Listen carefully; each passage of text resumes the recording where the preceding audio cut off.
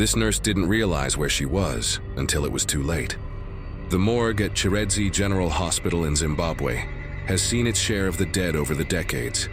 Victims of murder, suicide, tragic accidents, and the unforgiving forces of nature. In April of 2007, a nurse named Irina was working the late-night shift when her supervisor asked her to deliver some paperwork to an office in another part of the hospital. By the time Irina reached the door, an overwhelming drowsiness had settled over her. Her eyelids felt unbearably heavy, and she wasn't sure how much longer she could stay awake.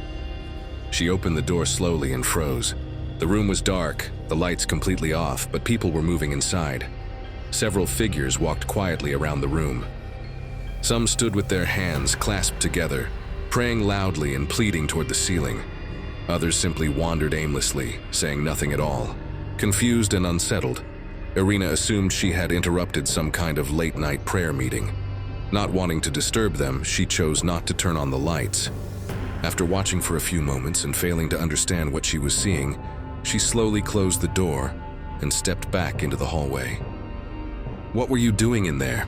a voice suddenly asked. Startled, Irina spun around to see a doctor and another nurse standing behind her.